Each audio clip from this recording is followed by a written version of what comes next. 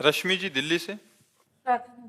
राधे राधे महाराज जी। महाराज जी, अगर कोई व्यक्ति हमारे सीधेपन का फायदा उठाकर हमारे साथ छल कपट करता है या विश्वासघात करता है तो उसे क्या हमें अपने जीवन से त्याग देना चाहिए? नहीं, इस परिस्थिति में खुद को कैसे प्रसन्न रखें?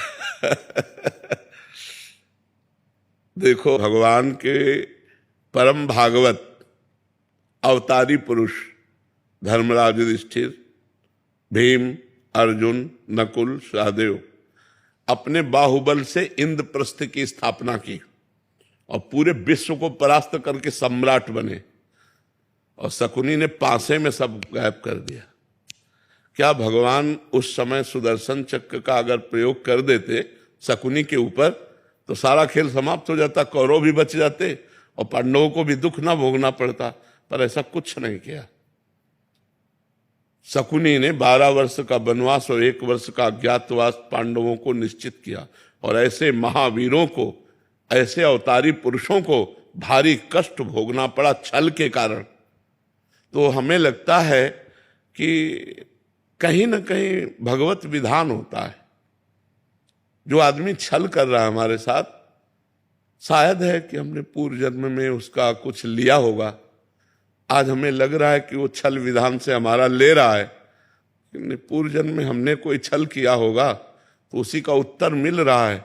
मुझे ऐसा मान करके शांत, अगर त्यागने की जरूरत है तो त्याग दीजिए, नहीं कुछ ऐसे संबंध जहाँ त्याग भी नहीं सकते, भले अपना घर का कोई सदस्य है, अपने परिवार का अपना प्रिय सदस्य है, कैसे त्यागोगे? अपना पुत्र है, अपना पति है, अपना मित्र है, अपना, तो सहन करना चाहिए।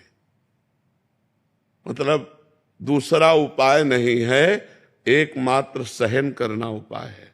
कबीरा खुद को ठगाइए, दूसरों को ना ठगे। अगर हमको कोई ठग रहा है तो वो देख रहा है, छोड़ दो उसके ऊपर, जाओ भैया जाओ। जब वो मालिक हमारी तरफ देखेगा तो निहाल कर देगा, और जब उसकी तरफ देखेगा तो बेहाल कर देगा। दुखिया को न सताइए, दुखिया देगा रोए, और जब दुखिया के मुखिया सुने तब तेरी गति का होए। ऊपर से लेकर के ये आज तक इतिहास साक्षी है। ये छल, ये कपट, ये व्यवस्था पहले से चली आ रही है बड़े बड़ों के साथ। वही तो कह रहा हूं, धर्मराज है भाई। हम लोग तो धर्म से चलेंगे, वो तो धर्मराज है, और छल से मारा कि 12 वर्ष का वनवास, 1 वर्ष का अज्ञातवास। ऐसे महापुरुषों को भी छल, चाहते तो 1 मिनट में शकुनी को निपटा सकते थे भीम। 1 मिनट में केवल गला पकड़ के दबा दे तो जान से मर जाता लेकिन सबकी जड़ शकुनी था, और उसका कहीं बाल बाका भी नहीं किया, और बहुत कष्ट भोगा, बहुत कष्ट भोगा इन महापुरुषों ने। मंथरा ने तो कैकेयी के कान भरे। कैकेयी जी ने हठ ठान लिया, सुबह होने वाला था राज्याभिषेक और शाम के हो गया वनवास तो भाई देखो, हम लोग तो उनके अंश हैं, वो तो स्वयं परमात्मा है, बड़े बड़े महापुरुष है। कुछ बातें ऐसी होती जो केवल सहनी पड़ती है। कोशिश करो, अगर राजकीय कार्रवाई से तुम बच सकता है तो बच सकता है, नहीं तो शांत सह जाओ, वो देगा, मालिक कहीं से दे देगा। वो बहुत विधान करने वाला है। लड़ाई, हमें तो लगता है लड़ाई झगड़ा छल कपट इसमें सब ठीक नहीं है, शांति से सह जाए तो अच्छा है। देखो कितना सहने की कोशिश की पांडवों ने। पहले कहा था कि जब अगर 12 वर्ष का वनवास, 1 वर्ष का अज्ञातवास आप पूरा कर लेंगे तो पूरा चक्रवर्ती राज्य आपको मिल जाएगा। जब पूरा कर लिया तो उनका राज्य नहीं देंगे, तो बोले आधा दे दो, बोले आधा भी नहीं देंगे, तो बोले 5 गांव दे अब आप देखो ईमानदारी की हद और बेईमानी की हद। पांडवों ने कहा 5 गांव दे दो, तो भगवान से क्या कह रहा है दुर्योधन? सूजी अग्रे न केसवा, सुई की नोक भर नहीं देंगे। तो विनाश कर दिया। फिर 100 के 100 मरे, 99 नहीं, 100 के 100 मरे। तो इसलिए अपने को चाहिए कि दबता चला जाए, कोशिश करे कि लड़ाई झगड़ा ना हो, सह जाए।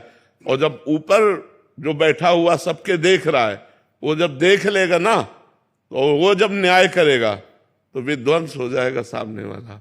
इसलिए हम तो यही सिखाएंगे कि झगड़ा ना करो, हम यही सिखाएंगे कि हिंसा ना करो, शांत भाव से सह जाओ। अगर कहीं ऐसा लगता है तो राजकीय विभाग का सहयोग ले लो, लेकिन लड़ाई झगड़ा ना करो। बहुत शांति थोड़ा जीवन है। आजकल लोग जरा जरा सी बात में हिंसा कर देते हैं, ये नहीं जानते कितना कीमती मनुष्य शरीर, और इसको हम नष्ट कर देंगे और हमें कितना बड़ा अपराध लगेगा।